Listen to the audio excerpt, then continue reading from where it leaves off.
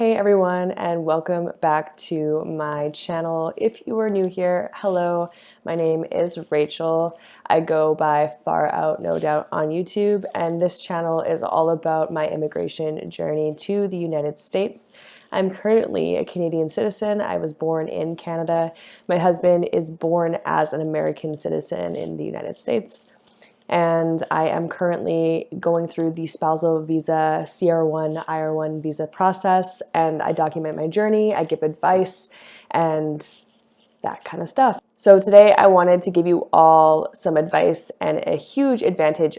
This is something that I did not have before I applied for my visa or while I applied for my visa and waited for my visa. Unfortunately, I'm kind of near the end of this, so I didn't actually have the upper hand and took advantage of my waiting period. This is something that you can definitely do during your wait for like approval, or even after you've been approved for a visa, or even before you apply for a visa. So this is something that I super recommend you do. So this is a big secret that they don't tell you once you immigrate, that this is what you're going to experience. So a little bit of backstory about myself.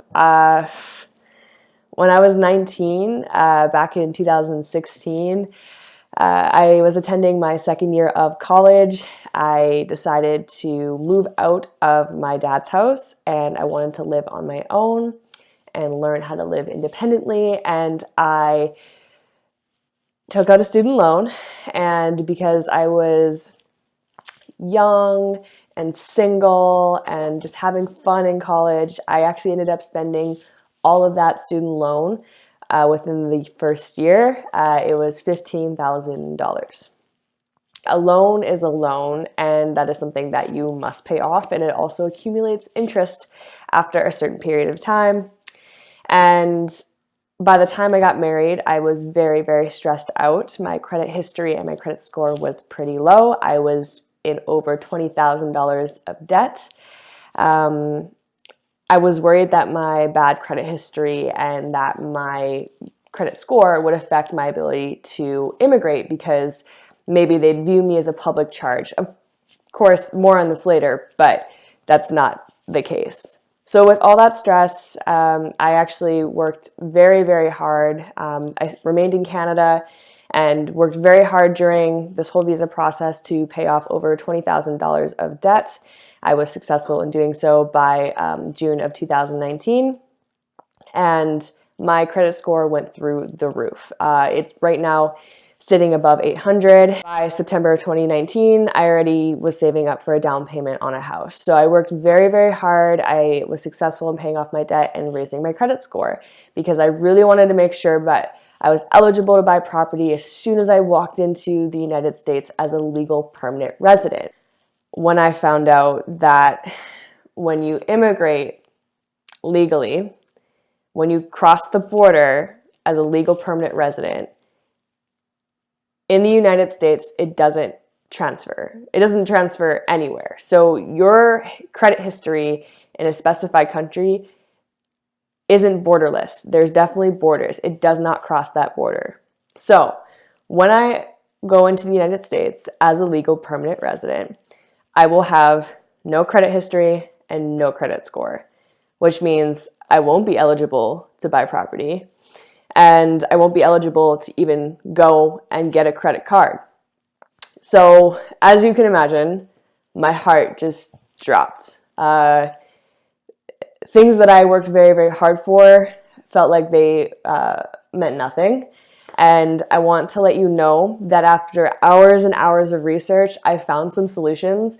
So if you're going through something that's similar or relatable in some way, don't worry, there is an answer. There is a way to get through this. So before following any of my advice, please understand that I'm not a financial advisor. I don't have any certifications to legally give you any type of help financially or anything like that when it comes to immigration even.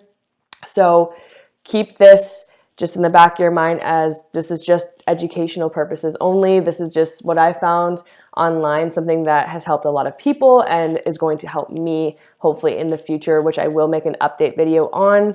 So this is only for educational purposes. So please make sure that before you follow any of my advice, you go and speak with a financial advisor first. So the first thing that I discovered is something that can help anyone from any country that has a spouse or a loved one who is willing to do this in the United States. This is called piggybacking credit. So before you immigrate, your spouse or loved one or friend, family member can add you as an authorized user on their credit card. I recommend doing this as long as the person who's going to add you has good credit history and a good credit score. This is not going to affect their existing credit score or credit history if they add you, which is a huge plus. However, if they don't have a good credit history or good credit score and their financial isn't really in good standing, then this could actually negatively affect you in the long run. So you might want to find a different solution. But if you know and trust that the person who will be adding you is financially responsible, has good credit history and a good credit standing, then this is a really, really good option. Like I said, it won't affect their credit score, but it will actually affect yours because you will be absorbing their credit history and their credit score on that account. So that is something that is really awesome because that can help you build credit right away, and it can help you apply for something like a secure credit card in the near future, which then can also help you build more credit. So that is something that is really, really awesome. Keeping in mind, some banks require you to have a social security number in order to be added as an authorized user on a credit card. So I highly recommend, if your spouse, loved one, etc. is a part of one of those banks that require a social security number, see if they're willing to apply to another bank and transfer funds that way, and find a bank that is willing to add you as an authorized user without a social security number. There's a lot of banks that do that. I heard that Chase Bank and Capital One does that, so that is something that you might want to look into. There's going to be links down below, so if you're interested in reading more about this, definitely go ahead and click those links.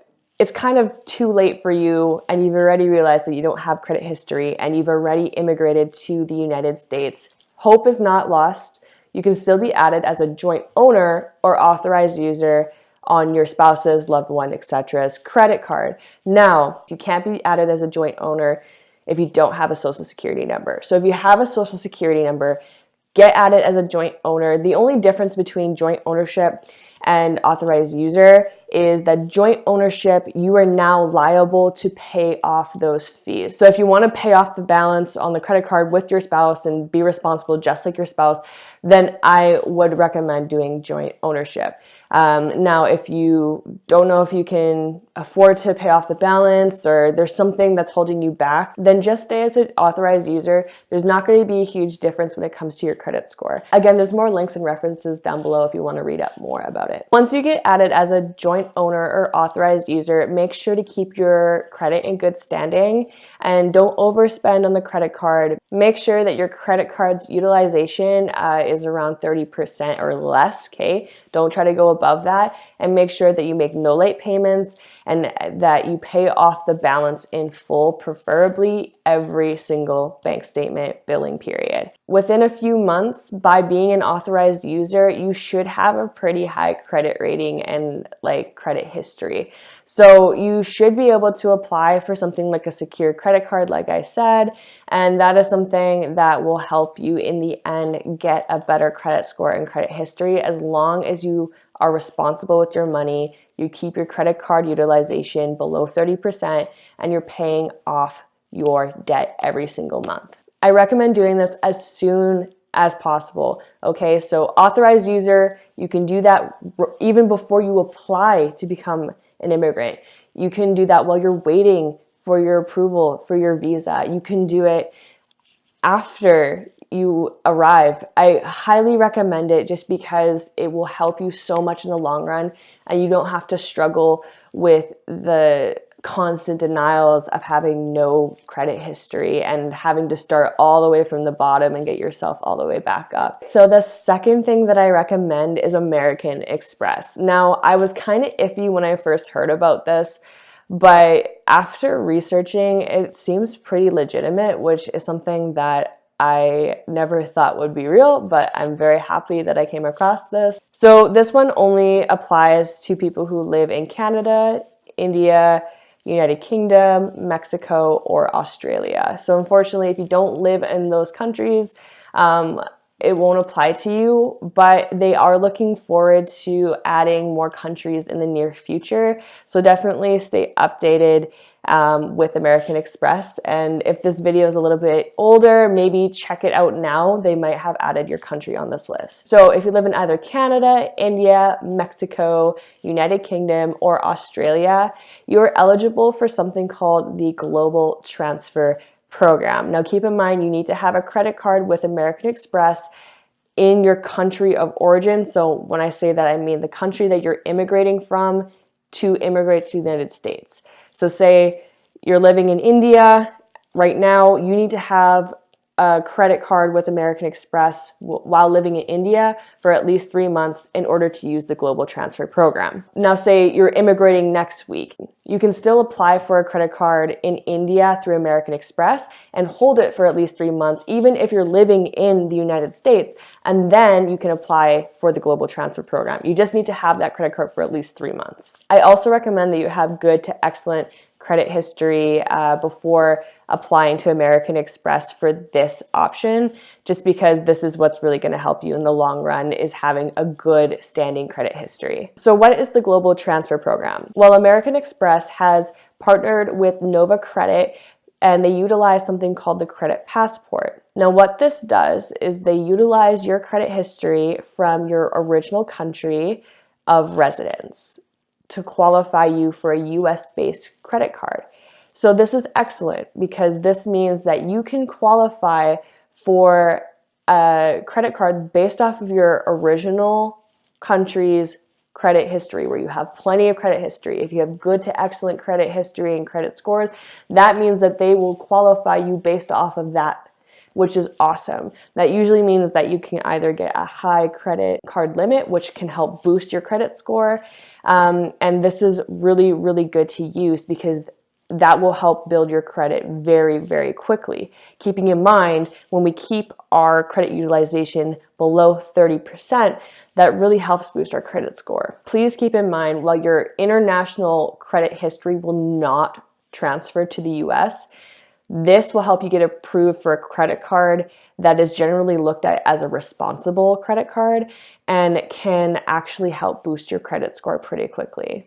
If you don't have an American Express card, but you do have good to excellent credit score and credit history, then I highly recommend doing this as soon as possible. I don't personally have a credit card with American Express, but after figuring this out, I actually did apply and got approved for a pretty high credit limit just within Canada. So I'm going to be utilizing that credit card for the next 3 months while I'm still in Canada.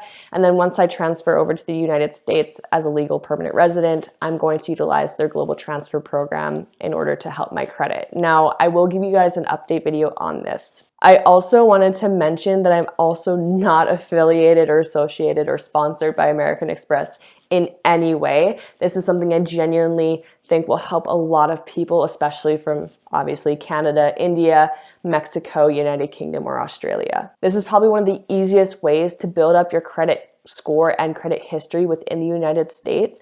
What's really, really nice about doing the American Express route as well is the fact that you can combine it with the piggybacking method to help really boost your credit history and credit score. This is the third option, and this is generally for people who have very poor credit history, say you're in loads of debt. So this method is just starting over. If you have bad credit from the country that you're originally from and you're immigrating to the United States, you're given a clean slate.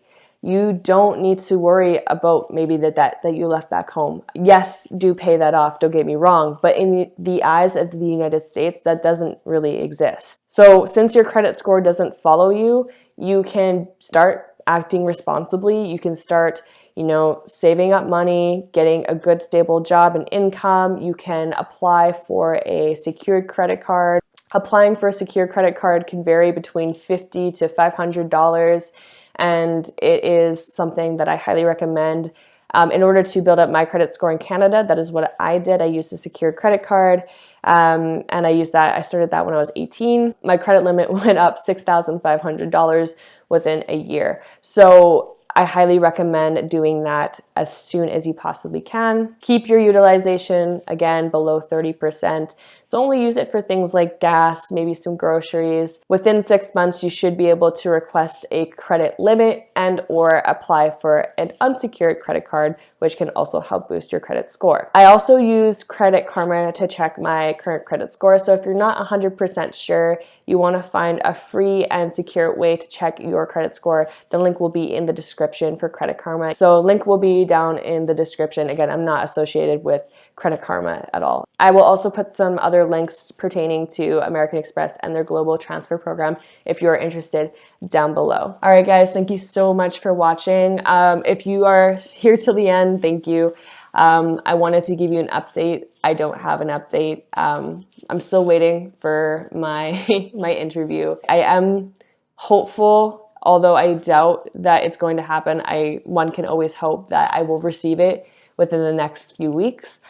However, if I don't receive it this month, I know for sure I will receive my interview letter in February, meaning my interview will most likely be in March. So I just wanted to give you a quick update that I'm still waiting, but I do have some really fun videos coming up. Also, I'm going to obviously make like a video when it comes to collecting your interview documents and how to kind of get ready and prepared for your interview. My husband and I are going to do a fun, I don't know if you've ever seen the movie The Proposal, but we want to do a fun kind of husband-wife tag. We're going to test each other based off of like our personal likes and dislikes and see if we can answer the questions for each other correctly. And I think that'd be a lot of fun. So yeah, just stay tuned. There's going to be more travel vlogs as I'm traveling to Montreal for my interview. And I'm going to do a lot of again, travel, packing, saving money, and immigrating related content. So stay tuned for that. I love you guys. Thank you so much for supporting me on this journey. Honestly, this is so hard and difficult to do alone. And I'm so glad that I just kind of made the effort to make my first initial video. There's over 800 of you now, which is insane to me. And I'm just so grateful that you guys watch my journey and appreciate my journey. And I just want to let you know that I appreciate you guys. I hope you have a wonderful new year. And I'm very, very excited to make more content for you.